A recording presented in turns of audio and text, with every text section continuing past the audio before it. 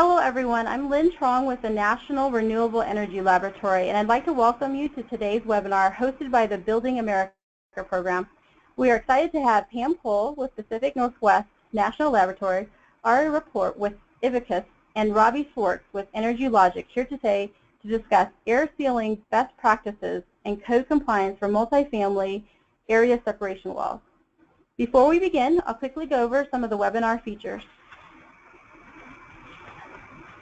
For audio, you have two options. You may either listen through your computer or telephone. If you choose to listen through your computer, please select the mic and speakers option in the audio pane. By doing so, we'll eliminate the possibility of feedback and echo. If you select the telephone option, you already see a box on the right side that will display the telephone number for you to dial in. Panelists, we ask that you please mute your audio device while you are not presenting. If you have technical difficulties with the webinar, you may contact the GoToWebinar's help desk for assistance. If you would like to ask a question, please use the questions pane to type in your question at any time during the webinar today. If you have difficulty viewing the material through the webinar portal, we will be posting copies of the presentation and the audio on the Building America website. Today's recording is being recorded, and you'll be available on the DOE YouTube channel within a few weeks after today's webinar.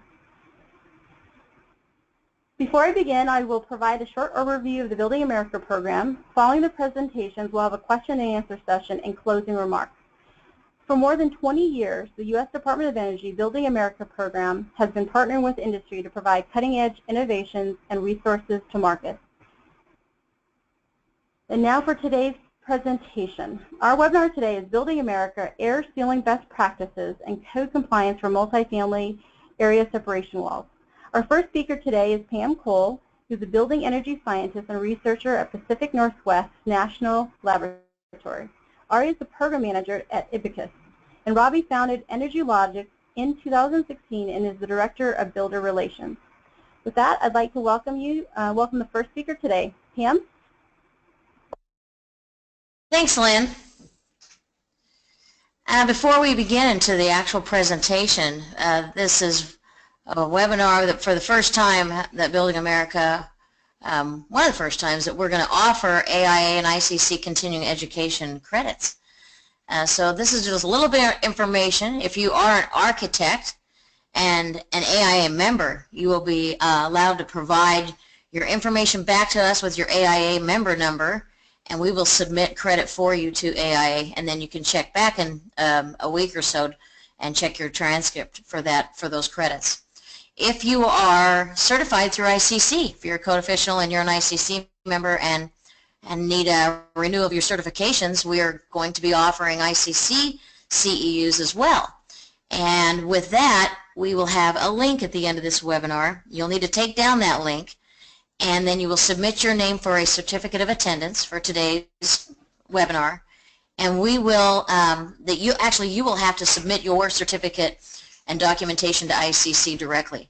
For the rest of you that actually are with a professional organization, you can use the certificate of completion for today's webinar and submit it directly to your affiliate and receive credit that way if they will allow you to submit your certificate of attendance.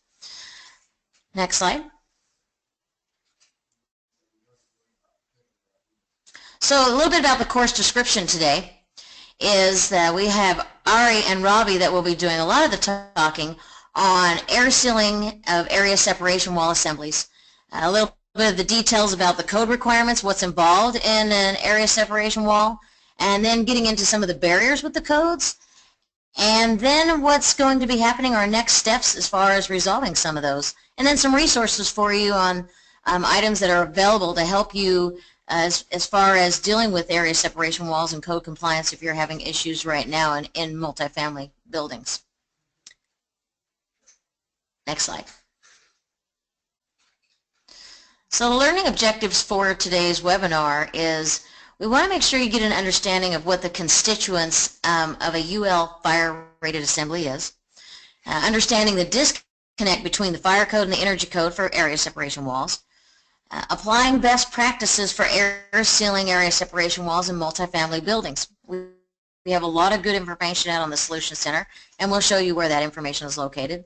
And then lastly, how to demonstrate compliance for multifamily buildings when you're dealing with air sealing and these type of walls, the air leakage requirements for them as well. The next slide. So I would like to turn it over to Robby, who's going to go into more detail about the area separation walls. Robby, go ahead and take it away. Thank you, Pam. The heart of the matter with regards to area separation walls is keeping fire from one side of the assembly to going to the other side of the assembly. And really when we're talking about area separation walls, we're talking about walls that are separating townhomes, duplexes. Next slide, please. And we're looking basically at this shaft liner assembly that's displayed here. So this will be the heart of what we'll be discussing today, is this type of assembly. Next slide. So again, we want to talk about what constitutes a UL fire rated assembly. We'll be looking at what this assembly is being asked to do from a fire perspective, from a sound perspective, and an energy perspective. Again, what's the disconnect between fire code and energy code? And across the country, why is the assembly being built slightly differently? Next slide.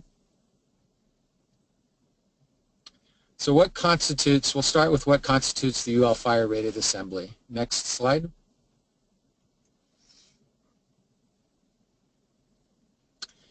So this is an example of a UL listed fire rated assembly, and the bold text here shows us that these types of assemblies have been actually fire tested.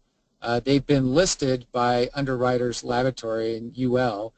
They meet the requirements of the 2006 International Building Code or a specific code that they might have been tested for, and they've been listed in other ways as well. So a lot goes into the design and construction of these assemblies, but what we're, I think, going to be showing is that as they actually get implemented out in the field, the interpretation of what constitutes the assembly changes a little bit, and how we actually execute the assembly changes. And so we want to ultimately give you some best practices on how to air seal them. Next slide.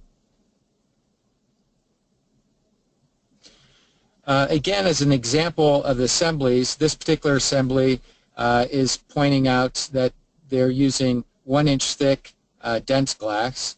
They're 24-inch wide panels, paperless dense glass shaft liner panels using H-clips and C-tracked and 2-inch aluminum breakaway clips. So the assembly in these listings gets defined pretty specifically. But what we ultimately need to decide upon is a common understanding of what actually is the fire separation part and what is other things that are supporting the wall but not necessarily the listed fire separation portion. Next slide. This is just some examples of other UL listed assemblies. So, and really what we'll be focusing on today is the shaft liner type assembly. Next slide. So this assembly is asking us to separate unit from unit, and then ultimately if a fire was to start in one unit, we're trying to ensure that that fire would not spread across the assembly to the other side. We want one side of the assembly to be able to burn completely down to the ground without that fire moving across the assembly as shown, and this is depicted in the bottom diagram there. The unit would have burnt completely to the ground without the fire moving across that assembly. Next slide.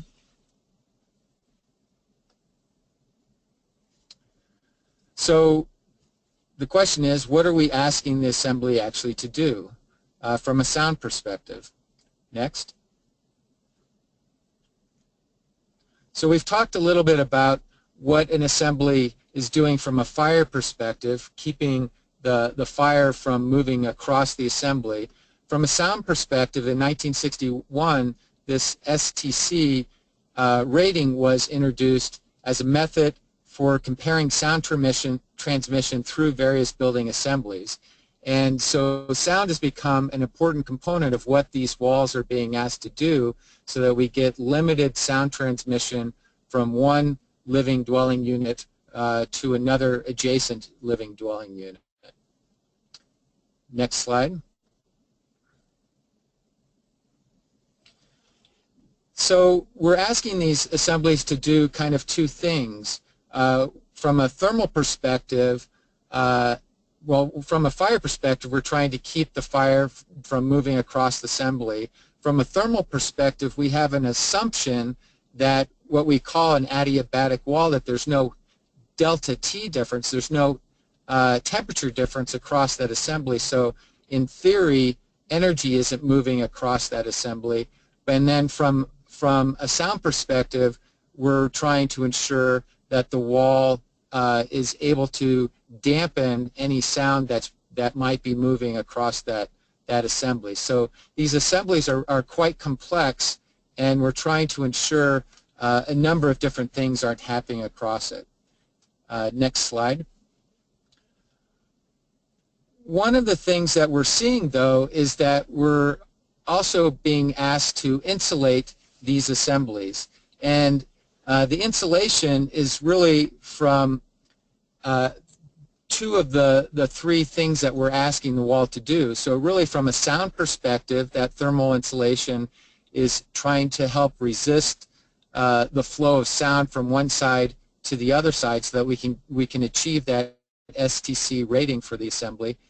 From a thermal perspective, it's, in theory, again, is not as important because our assumption is that there's no heat loss across that assembly because the temperature on either side of the assembly is equal. However, we'll see here in a few minutes that there's a lot of air moving through that assembly, so I think that the insulation is actually working to some extent from a heat loss perspective. But what we're seeing is that the insulation needs to be installed in the same manner to resist the sound transmission as to resist the flow of energy across that assembly. And we have three primary ways to kind of quantify how well that insulation has been installed. We have the International Code Council through the IECC, and we have NEMA, and we have ResNet, all who have given us specific standards for how to install insulation. Next slide, please. If we were to dig into these different standards, we'll see that all of the standards really are looking for the same thing. The IECC really only says, with regards to insulation installation, is that it needs to be installed according to manufactured instructions. The ResNet standard, especially for grade 1 standards, so I think really to be code compliant you have to be ResNet grade 1 if you're using that standard to quantify how well the installation's been installed, because the first thing that standard says is that it needs to be installed according to manufactured instructions. The next thing the ResNet standard does is pull out some of those key points in the manufactured instructions, and then it gives us a way of quantifying it, so that when we're assessing the wall, we can assess if it's been installed according to those manufactured instructions as well. NEMA does the same thing. It helps define what those industry manufactured installation instructions are, and then they also have a specific standard or guide for the specifications for fiberglass acoustical installation for the to help dampen the sound movement across a wall assembly. And if you look at the details in there, you'll see that some of the installation details are exactly the same as what are called out in the ResNet standard grade 1 and IECC insulation and air barrier table. That's a mandatory part of that table. So what we just wanted to point out is that insulation installation inside the area separation wall is as equally important, that the quality of that installation happen is equally as important in that wall assembly as it is in the true exterior building envelope of these homes. Next slide, please.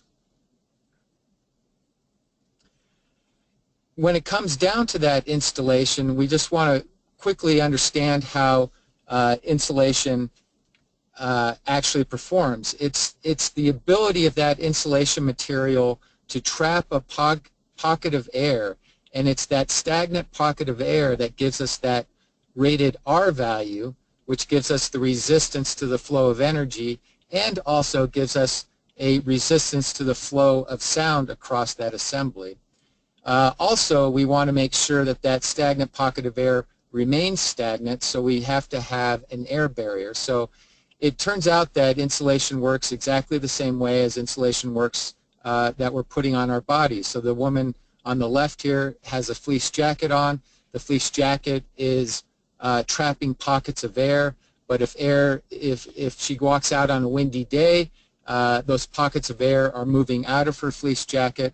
So on the picture on the right, she's put a nylon shell or an air barrier over the fibrous material that's trapping pockets of air, and you're able to keep that stagnant pocket of air in the insulation, and you're able to resist the flow of energy. You're able, from an area separation wall perspective, resist the flow of sound as well.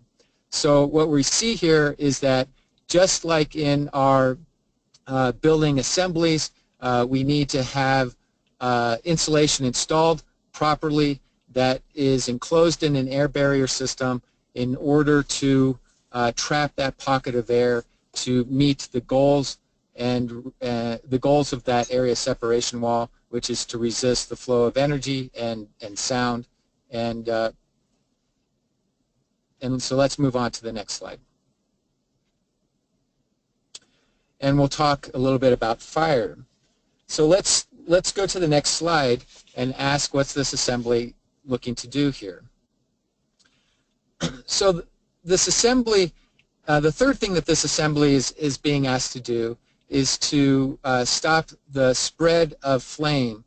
And flame spread is described and is used to describe the surface burning characteristics of a building material, and is one of the most tested fire performance properties of this material. And there's a rating system to be able to do this test. Next slide, please.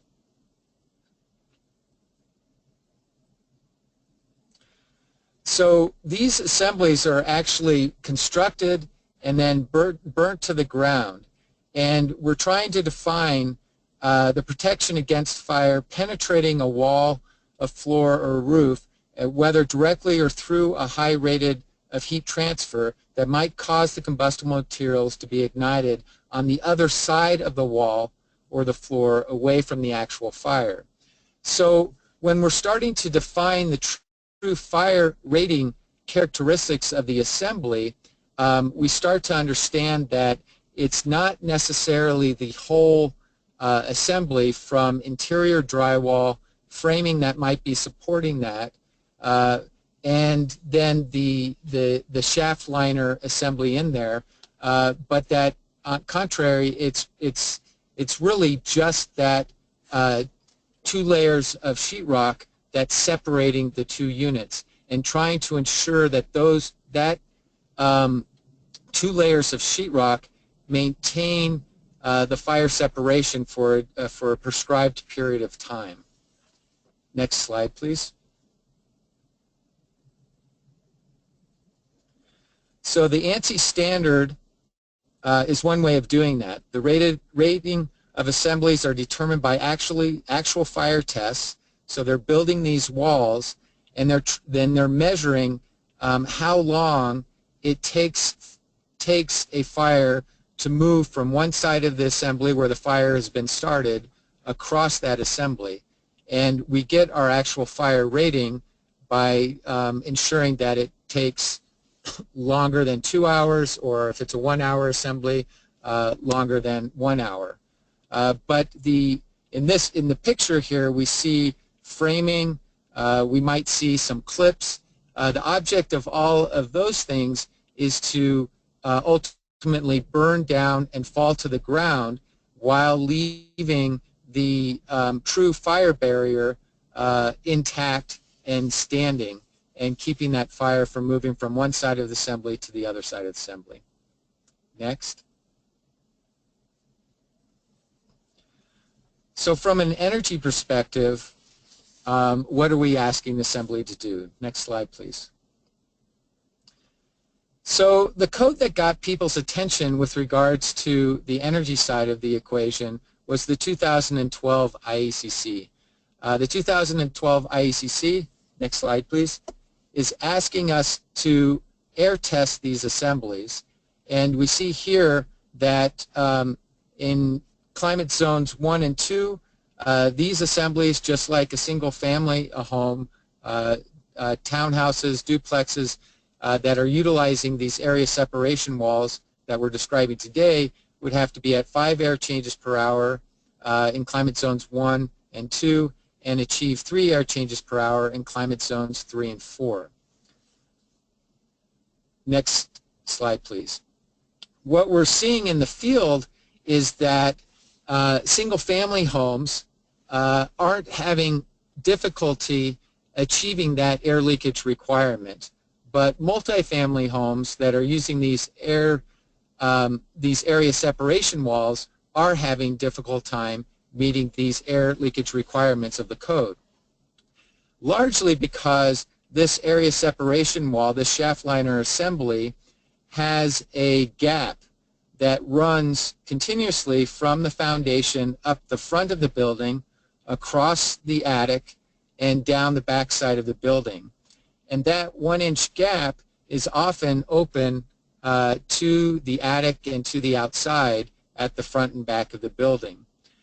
So from an energy perspective, we are realizing more and more that a significant amount of energy is moving with air. So that assembly is impacting the energy performance and comfort of these units that are built with area separation walls. So we need to dig into these assemblies a little bit more and see how we can address that air gap specifically. Next slide. So what these assemblies are asking for is some type of fire blocking that needs to be installed on both sides of the area separation wall, and potentially at each floor level as well. This particular UL design tells us that there's a number of different things that could be used for that fire blocking.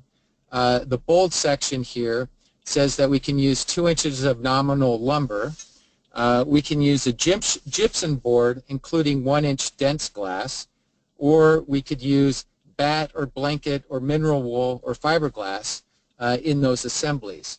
So from our experience, we're seeing that there are certain materials that are fire block materials but are also air barrier materials, or they, obviously they resist the flow of air across that material. So we're looking, what we're understanding more and more is that just like in other areas of our home where we're looking for materials to block holes, we want to make sure that that material is a true air barrier and not permeable to the flow of air through it. So it begins our understanding that we need to, in essence, stop using draft blocking materials that are air permeable, and we need to move to using fire blocking materials that are air impermeable. So away from fiberglass, blankets, or mineral wool type material, and to nominal lumber and dense glass materials or 1-inch drywall type materials that are allowed.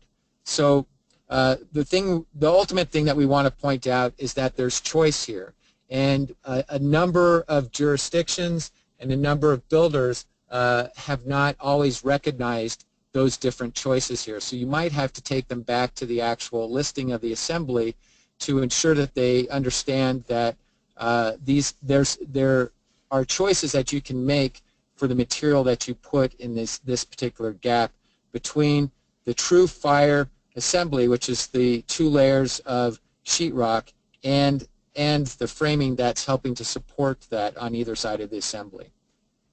Next slide, please.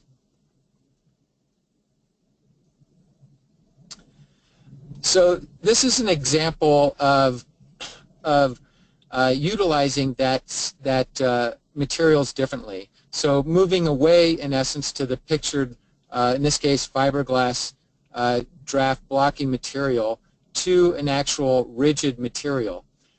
Some of the things that you have to consider are how you're going to maintain the clip in this assembly. So if we're looking at the large picture on the right here, we see the wood framing that's supporting the fire-rated assembly, and we see a clip there that is attached from the framing to the actual fire-rated assembly, and then a piece of 1-inch sheetrock, a true air impermeable material that is filling that gap there. Now, the whole object of the framing and the clip is that they will, if a fire is started, they will burn and separate from the wall so that the unit collapses in on itself before the fire is able to penetrate the wall to the adjacent unit on the side. That has not been compromised by putting a 1-inch piece of rigid material into that gap there, as long as you do the clip connection correctly. As you can see here, there's still some gaps there that really should be air sealed, but we have a gap that is of a reasonable size, and typical air sealing materials can be used on that, or we're recommending that they be used on it. That's ultimately going to be our question as we get to the end here. Next slide, please.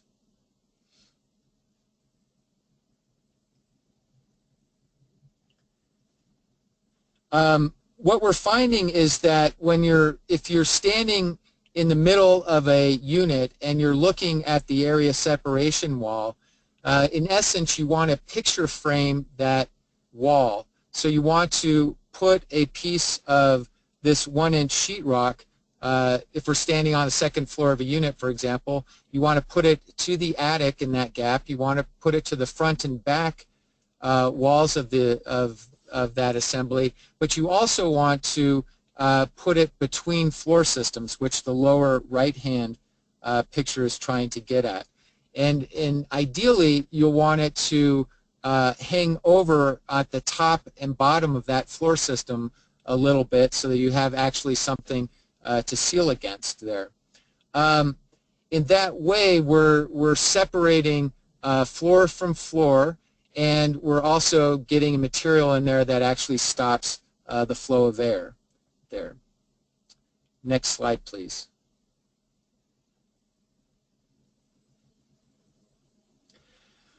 We also have to remember that the requirement of these assemblies is to carry that 2 layers of sheetrock, that's your true fire barrier, from foundation all the way to the roof deck. And that means that there's some elements at the foundation connection that are adjacent to that 1-inch gap where air is moving. So it's also really important to tackle the air sealing that's happening at the rim joist if your foundation type is a basement or a crawl space, or potentially your bottom plate to a slab connection. But these pictures are demonstrating that anchor bolts need to be sealed, that the rim joist or the sill plate needs to be sealed to the foundation, the rim board needs to be sealed to the sill plate, and the rim board needs to be sealed to the subfloor, because there's a direct connection to that 1-inch gap where air is moving in that behind that assembly there. Next slide, please. So this just gets at that detail in a little bit more depth, making sure that we, again, are sealing the sill plate to the foundation because our sill seal is, again, primarily a capillary break, and often there's gaps between the sill plate and the foundation. And then you'll always see gaps between the rim board and the sill plate and the rim board and the subfloor. So in order to tighten up these assemblies well enough to meet our air leakage goals from a code requirement perspective, these details need to be addressed. Next slide, please. Now, when we're seeing these area separation walls built with crawl spaces or basement crawl combination foundations, we also see that there's connections between unit to unit in those crawl spaces based on how well those crawl spaces are backfilled and how well the vapor barrier, air barrier is installed over that dirt. The picture on the left is showing that there's a direct connection from crawl space to crawl space and unit to unit because the backfill wasn't done well enough. And the picture on the right is showing that during a depressurization test with the blower door, we're pulling air from the adjacent unit, and it's blowing up my vapor barrier, air barrier of over the dirt of the crawl space because I'm pulling that air underneath that area separation wall foundation from one unit to the other unit. So we need to make sure that we get good backfill and that we install those vapor barrier, air barriers over the dirt very well because leakage comes through the soil as well from unit to unit. Next slide, please. Another area that we're seeing that is very difficult to air seal are when we have tuck under garages that are associated with these area separation walls and stair systems that are going up adjacent to that area separation wall. So attention to detail here is crucial to not only get a continuous air barrier past the stairway, but that we potentially do some additional air sealing between our garages and our living spaces above, and the floor systems that are separating that. So again, utilizing that 1-inch sheetrock and spanning it from just below the floor system to just above the floor system in these locations can help ensure that we're getting great separation of air that's moving, potentially moving in those assemblies or moving from outside to inside through these connections between garages and houses. Next slide, please. Just some additional pictures here to show the complexity of these assemblies, making sure that they get insulated properly, but also, again, that they get separated from an air perspective well between these assemblies that are trying to separate house from garage, stairway from garage, and house from area separation wall. And garage from area separation wall, really. Thank you. The air leakage and air barrier table that's located in the International Energy Conservation Code is a mandatory table. We want to ensure that people know or understand that this table is a very good guide for how to create an airtight home. And for single-family homes, if you follow this table very well, our experience has been that there's no problem at all meeting the air tightness requirements of 3 air changes or 5 air changes depending on your climate zone. For multifamily and townhouses and duplexes, this table still needs to be followed, with some additional details or additional thought process going into it properly air sealing the area separation wall. Next slide, please. But what we really wanted to point out is that we need to complete air sealing or smaller gaps and seams that cannot be addressed by solid blocking. We need to utilize, we need to ensure that that table is being utilized in these multifamily units, but that we probably need to address the smaller gaps that we've created in that area separation wall. So we've put drywall into that gap, and we've taken away a large gap, but we still have small gaps there that need to be addressed. And these details are not necessarily addressed right now in the UL assembly and the listings that are noted in what's called the BXUV guide. And Ari, in a moment here, will be going into that in much more detail.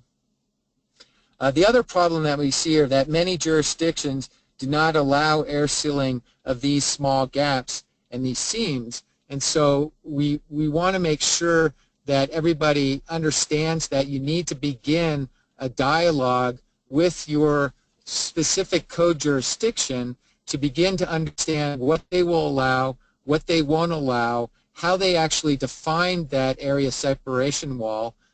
Is it just the 2 layers of sheetrock that is the true fire separation, or are there other things that they believe creates that assembly? And you might have to go back to the actual UL listing of the assembly to demonstrate that you can use other materials than fiberglass or mineral wool to block those gaps.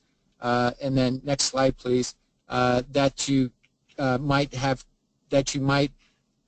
to talk to them about ensuring that you can use, that you are following the air sealing table that's in the code against these area separation walls. So what we like to do in the field is treat the common wall just like any other exterior wall. So if you have a fireplace against that wall, if you have a tub against that wall, if you have a drop ceiling against that wall, if you're using the code air barrier and insulation table, you just want to make sure you're using it consistently on your exterior walls and your area separation walls to make sure that you have a continuity of that interior air barrier system inside the house, that you get that air barrier behind the tub, behind the fireplace, especially on those exterior walls, but in addition to that area separation wall, because air is moving in that assembly, and we need to control it at that level. And then what we're ultimately talking about is actually controlling it inside the area separation wall as well by utilizing that 1-inch piece of sheetrock.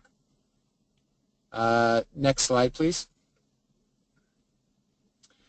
So what we want to see is that the mineral wool fiberglass draft stopping is replaced with a true fire blocking material. What that does is it lessens or makes that gap smaller there, and it gives us the opportunity to seal successfully a smaller gap. And our ultimate question is, will code jurisdictions allow us to seal that smaller gap with traditional air sealing materials like a foam gun material there? Next slide, please. So we now have that smaller gap, and you can see the picture on the right and on the lower left, for example, that this builder was allowed to seal that smaller gap with a traditional hand foam gun, like a Hilti foam gun, for example, to be able to make that area separation wall much more airtight. Now, the ultimate issue that we have is that we need to create that dialogue with the code official way back before submittal of these assemblies and these projects to ensure that the code of jurisdiction will allow us to do this type of sealing. We're trying to give people the tools that they need to be able to allow this type of air sealing, and that's what Ari will be touching on here in a second here. But this is the ultimate recommendation for how to air seal this. Next slide, please. So what other alternatives are out there? So the first thing to think about is what the code will allow. Remember, they'll allow replacing fire stock materials like fiberglass and mineral wool with fire blocking materials like 2x4 or actually frame-in materials, or that 1-inch dense glass or drywall type material. Some jurisdictions will allow you to do different things in the wall assembly, like using foams in that, or insulating it completely full. Or some jurisdictions have modified the code allowances there. And then ultimately alternative area separation wall assemblies. So next slide, please.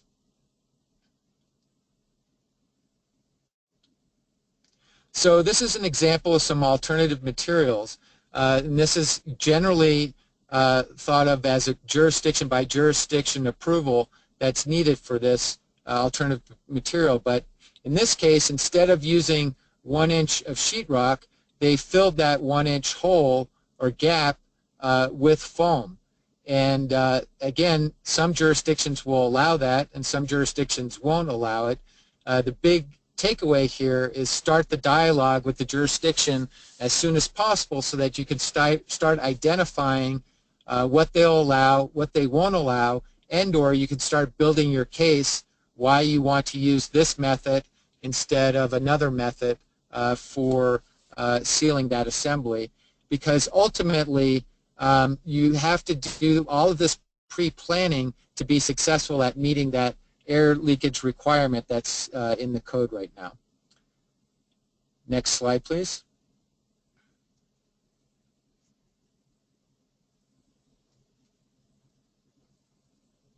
So we know that the code is asking us to test these assemblies, and some jurisdictions, like Denver, for example, have actually amended their code to allow a different level of air leakage. So Denver, for example, for attached dwellings is allowing an air leakage rate of 4 air changes per hour instead of 3 air changes per hour in our climate zone 5 here in Denver. That's good, you know, and it makes it a little bit easier to achieve that, but the reality is you still need to work hard and plan well and understand what the jurisdiction will allow you to do and not allow you to do, even to reach this level of air leakage when you're talking about multifamily homes that are using shaft liner area separation wall assemblies. Next slide, please.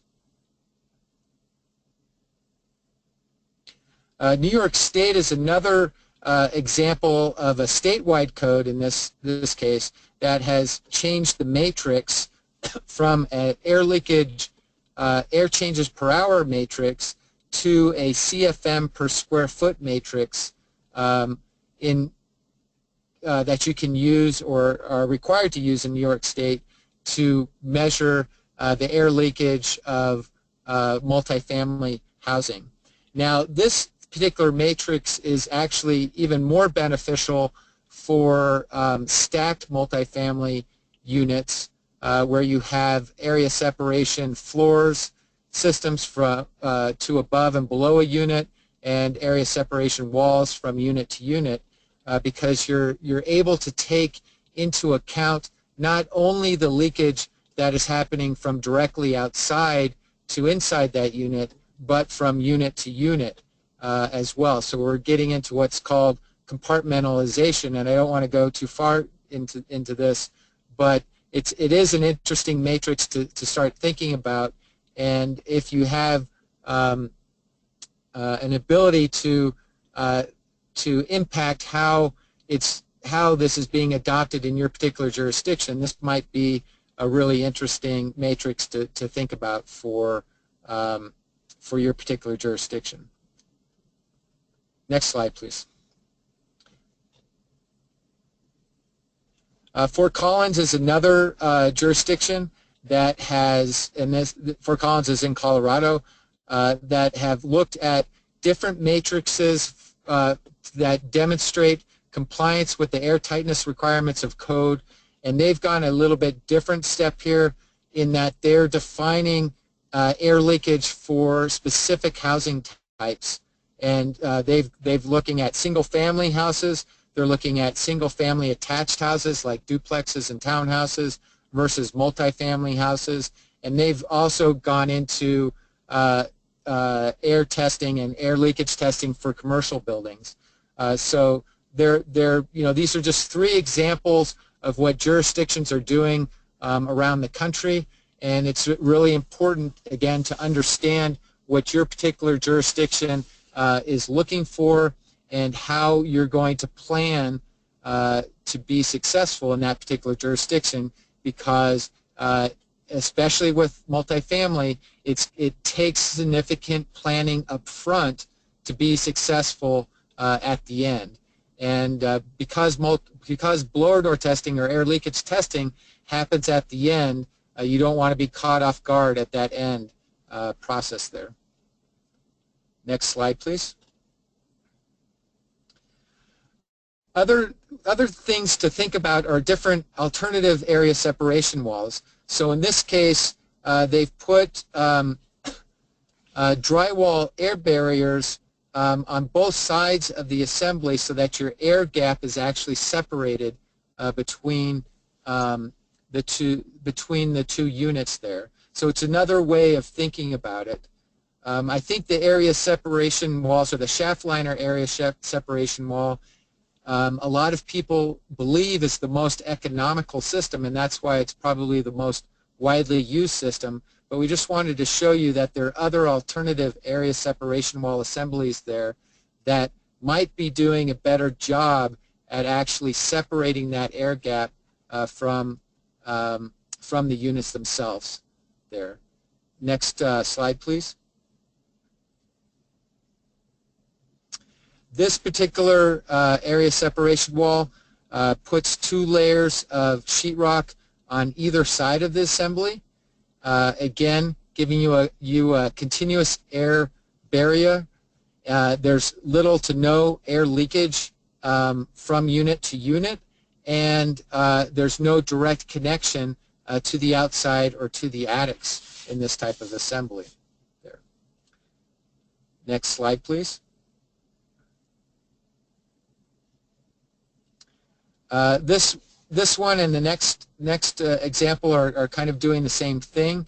They're getting their alternative paths to get rid of that air gap that's connected to attics and outside by filling the assembly completely full of insulation. In this case, it's a mineral fiber. Next slide, please. And the next slide here is showing very similar assembly, but it's a cellulose type assembly. So again, it's doing some research, figuring out what assembly is going to be best for your particular application, which you're designing for, but making sure that you take in the air leakage side, the energy side that these assemblies impact on the home, as well as the sound and the fire side of the assembly. Next slide, please.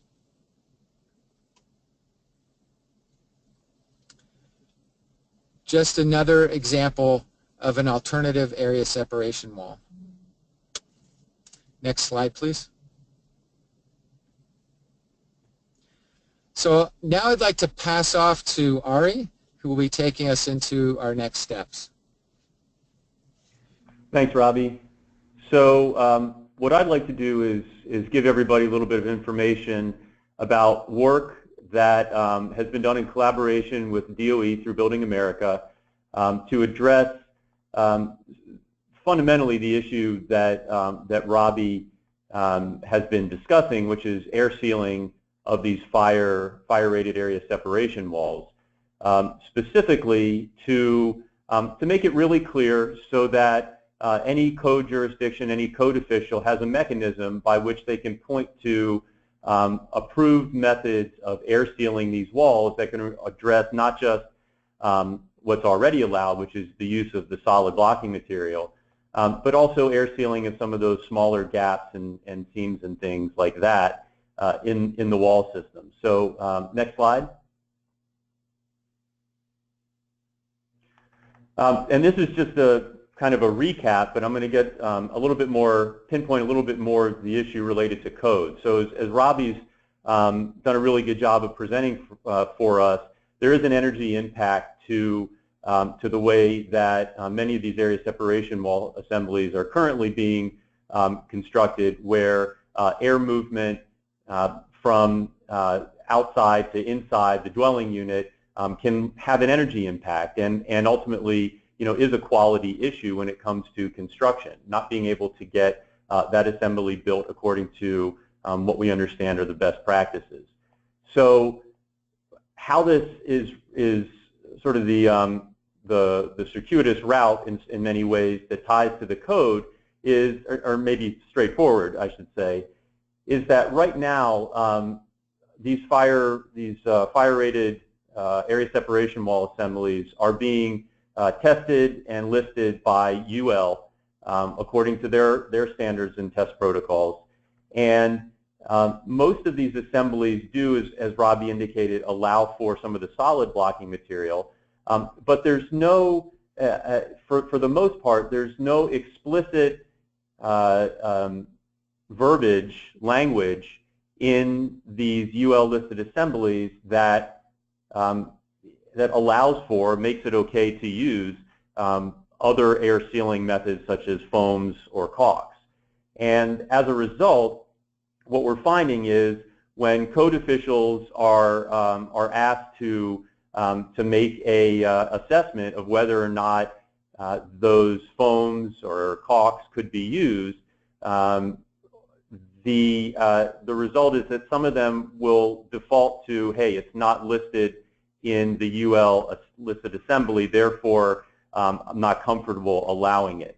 And that's completely justified. The impact of that, however, is that air sealing isn't done as completely as it could be.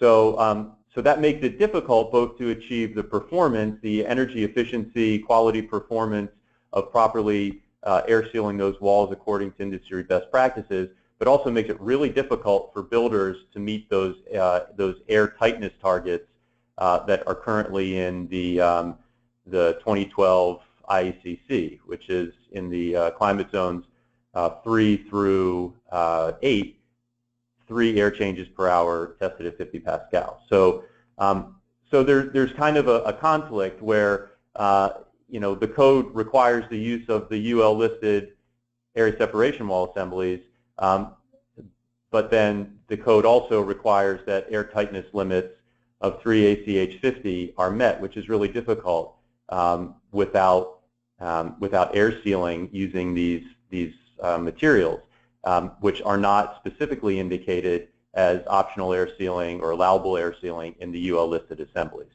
Next slide. And this issue is not new. This is an ongoing issue that that builders, that code officials, that building scientists, the DOE, others have been dealing with for a number of years. And even before the 2012 code hit, we recognized that achieving tighter air tightness limits in these attached, single-family attached dwellings is really difficult without being able to properly air seal them. So again, in collaboration with DOE through Building America, IBACOS and others pulled together an expert meeting in 2014. A cross-section of the industry was represented at that meeting. We had DOE, we had national labs, builders were involved, industry organizations related to gypsum and wood and steel and metal, manufacturers were represented. And in that expert meeting, we looked at this issue. We identified what were the problems that we've been talking about today, and then we brainstormed and discussed several routes to resolve this? What are some solutions to this problem? The three solutions that were identified included going back and having all of these UL-listed area separation wall assemblies retested. That is certainly an option that could be pursued by any manufacturer or sponsor of a UL-listed design. However, it was recognized that that was probably the most expensive route to go through full retesting. We also explored, well, UL has an online guide, their BXUV guide, and in that guide, which addresses, among other things, the fire separation assemblies, they do have notes, and in those notes, they kind of provide some additional information and language that can be used to help code officials interpret the best practice of installing these fire-rated assemblies. So if we can have UL revise their BXUV guide notes to acknowledge and allow for some of these additional air sealing practices, that could be a more cost-effective way to provide a mechanism for the industry to start doing this air sealing. And then the third possible solution that we explored was going through the code change process where we explicitly require the use or allow for the use of these sealants. And we recognize that's still a viable option. It's just a much longer term option potentially and can still be pursued in parallel. So the results of this expert meeting are available through DOE. There's a report that was done to capture the information that was discussed, the background, and then the possible solutions. Next slide. So as I indicated, the current effort, again, this is an effort that is being funded in part by DOE through Building America, is to allow for, and ultimately going back to that slide before, the solution that we agreed on as the immediate course of action was engaging with UL around revising their BXUV guide notes to allow for these air sealing practices. So the current effort right now is really engaging with UL, providing them with what we recommend as the methods of air sealing these walls that would provide a best practice result from a performance and from enabling the code compliance with the energy code, for UL to evaluate those potential solutions and to, if they approve those, to revise the language on their online BXUV guide notes to allow for that effort. Next slide.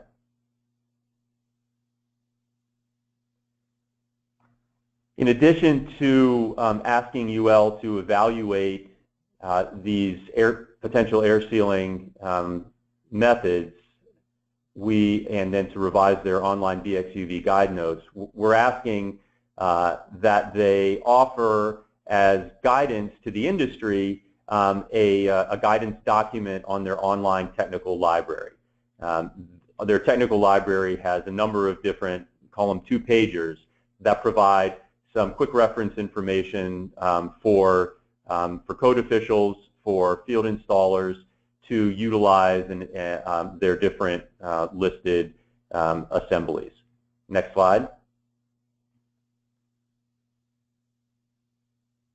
Not going to go into much detail here, but essentially there's a number of different potential solutions to provide the needed air sealing that we're providing to UL for them to evaluate and potentially offer as options to address air sealing related to the fire-rated area separation wall assemblies. Next slide. This is a link to the BXUV guide notes. You'll see on the left there's an image that's a little bit blurry, but there's a table of contents at the top, which are the categories of fire-rated assemblies where the notes are offered as additional information. Number 6 in that list is walls and partitions, which is what we're talking about with these fire-rated area separation wall assemblies. That's where we're asking UL to make their language revisions after completing their evaluation of potential air sealing methods. Next slide. And then, as I indicated, we're asking them to offer guidance on their online technical library. Here's a link to the technical library. There's a list of current two-pager guidance documents they have available, and once revision language to the BXUV guide is issued, guide notes, there would be a guidance document available on their library. Next slide. So what are our immediate needs with this current effort to engage with UL and work with them to revise the notes that would allow for additional air sealing of area separation walls? Well, we want to continue our engagement with stakeholders. There are a number of different organizations, companies, and others who are affected by this issue. We want to continue engagement with these stakeholders and ultimately to collect funding to UL. Under this work with DOE, DOE understands and is willing to enable and facilitate this effort to resolve this issue. What they recognize as an industry effort is actually the revisions that UL would be completing and making available in their online BXUV guide notes. Therefore, in order to fund UL for their effort, we do need to engage with industry to collect the needed payment to UL. So that's one of our primary efforts. Our goal is to have funding available and initiate an agreement with UL by the end of January of 2017, next year, so that's in about a month and a half. At that point, UL will begin their evaluation, and at some point within 6 to 8 weeks, will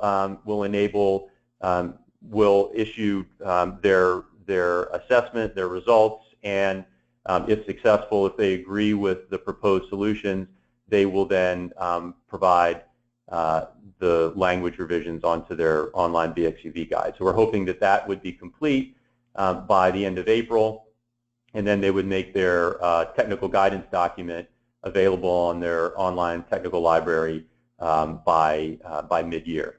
So that's our timeline, that's our goal, that's what we're looking to do. Certainly willing and interested to get any input and engagement from any stakeholders out there, anyone on this webinar, others, to resolve this issue or help resolve this issue.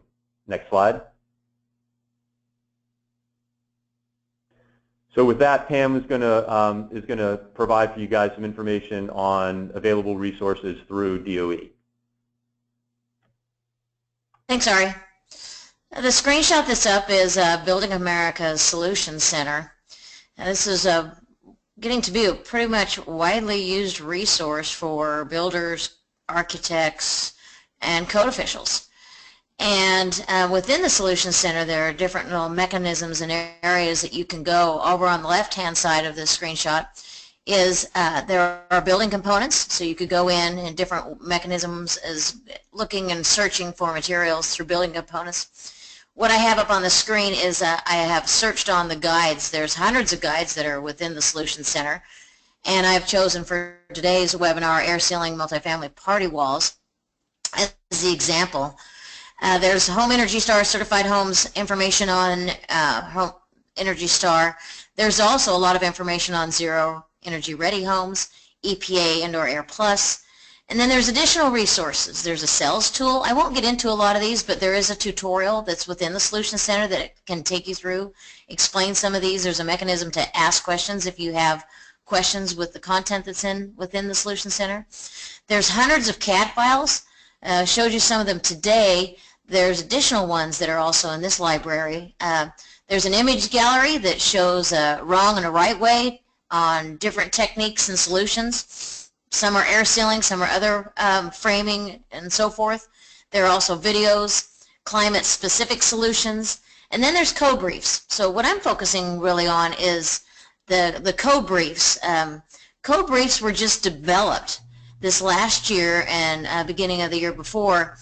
There's approximately over 30 briefs that are in there, and the reason for the code briefs is when there is a barrier that we're aware of, maybe it's through some Building America research that's going on, or something that they have come across in the field, and it's providing additional information and solutions of how to overcome that barrier.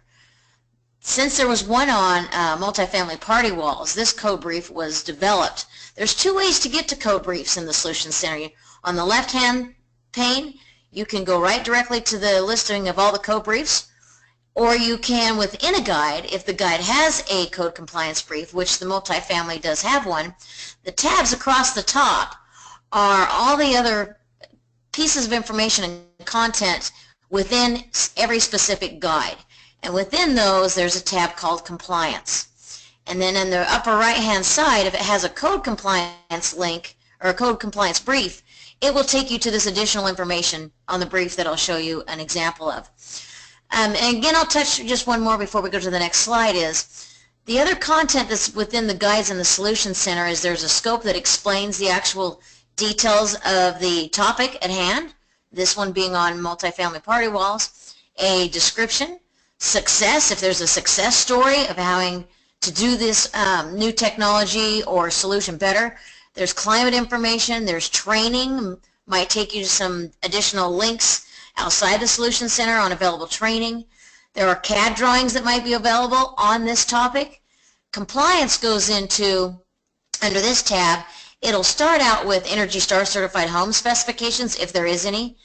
It will then go into any requirements that may be applicable for common walls for your DOE Zero Energy Ready homes. And then it takes you into the actual IECC and IRC, just high-level specific provisions. The code brief provides a lot more detailed information. You can go to the next slide.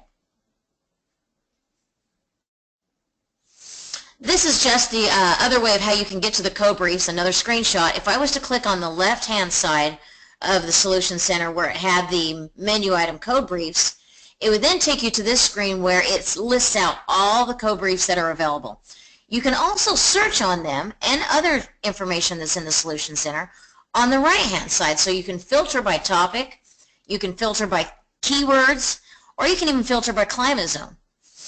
And you can go to the next slide. So these code compliance briefs, just very high level, what are they and why are we creating these? This is really an effort through Building America when a need was developed, so that we have identified that there's some additional guidance that is needed on, it could be a technology or a solution now becomes available to move something through an innovation to get that thing through market. And these barriers on how we look at them is, well, does the code require something wrong? Or is this technology prohibited by code? Or maybe discouraged by a code or a standard? Or in a lot of the cases, it's not really encouraged or discouraged, it's just not recognized at all. And that's typically a lot of the cases when it comes to a lot of these briefs that are in the Solutions Center. You can go to the next slide.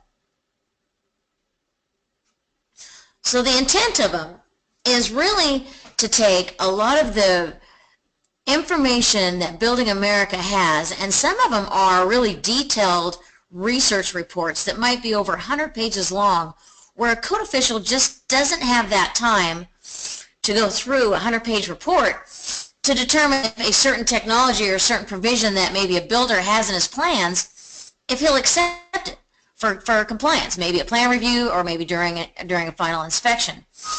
So how it is broken down is they all are basically the same. They have a upfront description of what the specific item is. Then it will go into the actual sections for plan review and sections for field inspection. And then the last section of these briefs provides that technical validation, which will give you the links to any more detailed reports, maybe more detailed drawings. But really what it's done is it's really just kind of shrunk down a specific topic that has a barrier or could possibly be a barrier, and this is providing that additional information that's easy to get to, that puts the solution on the same playing field for the builder and the code official.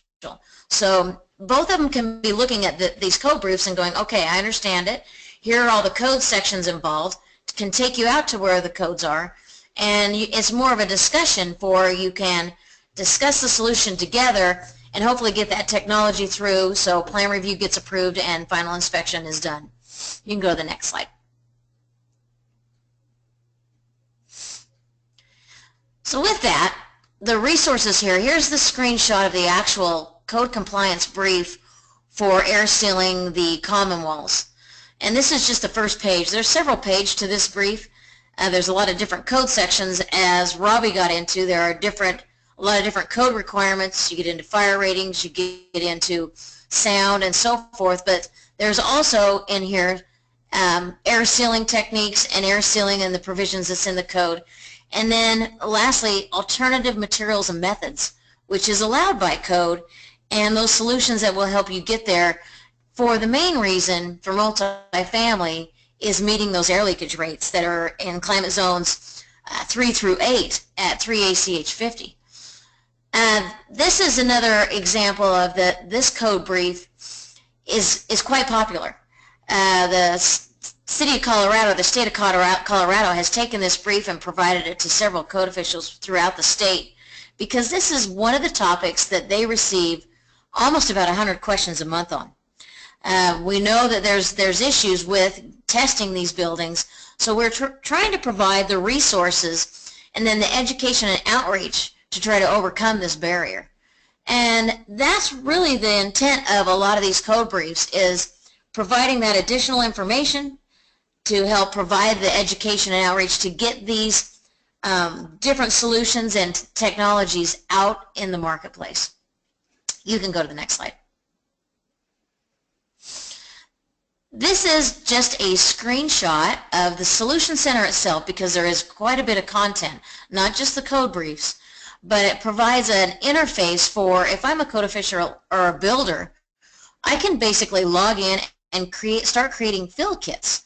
And maybe I just want code briefs, or I'm out in the field and I want to take a look at a certain picture on how a provision should be done or insulated properly, or the framing of a certain way of framing technique, advanced framing or so forth. I can start creating my own field kit that I might be able to take out in the field. So there's this tool is embedded within the Solution Center, and there's a way to log in and start capturing just the content that you maybe want to have on your laptop or your iPad and take that with you. So it's just another easy, simple interface that can be used as part of the Solution Center. Next slide. And I'm going to end with, I want to give some acknowledgements and thank you to the Building America program for allowing us to provide this information today. And that would be Eric Ruling, who oversees the Building America program, and also the Energy Codes program, David Cohen and Jeremy Williams, because we've collaborated this effort on this webinar to provide the continuing education credits and more or less provide information that is tied to codes, and it's tied to a lot of different codes, but it's also tied to the Energy Code, and more than that's what the Building Energy Codes program works on, is the National Energy Code, so I'd like to thank them as well. The last thing on this slide is, if you want continuing education credit and you are an architect and you want learning units, take down that URL and you will want to either cut and paste that into your browser or type that URL in and submit your name and request a certificate of attendance or provide your AIA information, and we will get those out to you within a week or so. And I would like to appreciate Ari and Robby for taking the time to go over all the details of what is going on with common walls and area separation walls and air sealing. And thank you for attending today. And I'm going to turn it back over to Lynn. Great, thank you so much. Thanks Pam, Robby, and Ari today. As we go into our Q&A session, I just wanted to remind everyone that you can find information like upcoming webinars and information like that on our Building America website. So you can just go to the URL there. We've already had some questions about this, but wanted to make sure that as I mentioned before, future webinars, you can go to the specific website on the Building America site and also subscribe for the newsletter, which goes out the second Thursday of every month. And you can get the latest information about webinars, publications, and other resources that are published through the Building America program. So to answer a few questions, the presentation today is being recorded, and so the presentation slides will be posted later this week, and then the audio recording will be posted within a few weeks after today. So with that, I'm going to go ahead and go into the question and answer session, and I'm going to try to put a timestamp on this to help the speakers in terms of when the questions came in. But Robby, at the very beginning. Lynn, before we begin, could you put up the slide where it has the link to for them to go out and to get their certificates of attendance? Yes, I will leave it on that slide. Just right here? Yes, okay, thank great. you. Sure. So yeah, if you didn't get a chance to jot that down, go ahead and jot that down as we're in our Q&A session in the next few minutes. Before we wrap up, we'll go through as many questions as we can, and if not, we'll reach out to you afterwards. So Robby, I'm going to throw the first question to you, and it's about when you were talking about the fire blocking, but it's talking about the delta T and the impact of the delta T. So if the adjoining unit is not occupied and unheated, will you have a delta T, and what is the impact of it? You might have a delta T. The primary problem is that from an energy analysis perspective, that area separation wall is defined as an adiabatic wall, which makes the assumption in any type of energy modeling that you're doing that there's no heat loss across the assembly because the temperature is the same. That assumption is not always the reality. So obviously energy moves from high to low or from more to less, so you're gonna you will have some heat loss if that's not the case. And one of the things that we know right now is that air is moving in those assemblies, so even before it gets to even before we take account on the other side of the fire separation part of that assembly, you have a different temperature there. So the insulation, again, needs to be installed well, not just from a sound perspective, but from an energy perspective. Okay, Robby, in this same section also, someone was just asking about fire blocking foam and what your thoughts are about that as an option. I think fire blocking foam can work and work well. I think the number one takeaway is that the devil's in the details. We've seen all kinds of different techniques being used, and it's really the main issue is how well it's installed to how well it's going to be, how well it's going to perform. So we have seen a project that used fire-rated foam, and to be honest, it still didn't pass the air leakage requirements of code. And we've seen other assemblies installed in other ways, and they've passed, and some have passed and some haven't passed. So to me, it's really the devil's in the details how well it's actually been installed. Great, thank you, Robby. And with this next question, you did actually touch on this, so if you want to repeat and expand, please do so. But the specific question is, are you allowed to use typical air sealing materials like caulk and foam to seal the gap between the fire block gypsum and the wood frame? So that's the focus of what Ari was talking about. Right now, the UL listing is silent on the issue, but UL verbally has said that you're allowed to. So it's really a question of talking to the jurisdiction and doing that pre-planning and making sure that the jurisdiction will allow it. In Colorado, most of the jurisdictions are allowing it, and what Ari's effort is to get it in a written format so that you can, in essence, take it to the code official and demonstrate that it's actually allowed. So hopefully that answers that. Ari, you might want to jump in there. Ari, would you like to add to that? I would just echo what Robby said. UL has indicated that verbally that these methods of air sealing, the gap using foams or caulks, should be acceptable. They want to complete an engineering evaluation of those practices, but seem to be in favor of them. The goal would be to get that agreement, in document, or get that language in documented form and written form, so that anyone can refer to it and it can be used to support that kind of air sealing.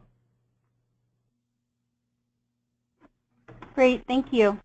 So the next question, and any of the speakers can jump in on this one, but for the examples for which have been permitted to use foam in some jurisdictions, do the AHJ require specific ratings for the foam?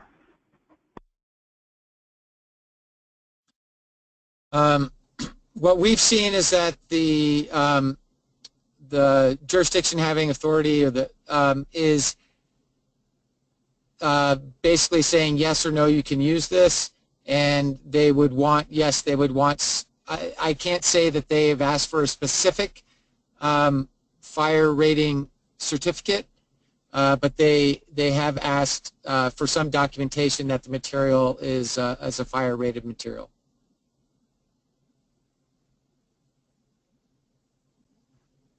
Okay, great, thank you.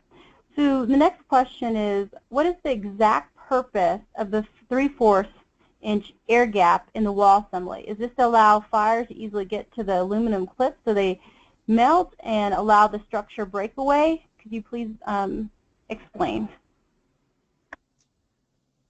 Yes, that's my understanding is that the gap is there specifically for the clip, so that the clip is what's really holding that fire assembly in place, and that the whole object is that the clip will melt and the wood framed wall will burn to the ground before that fire moves across the assembly.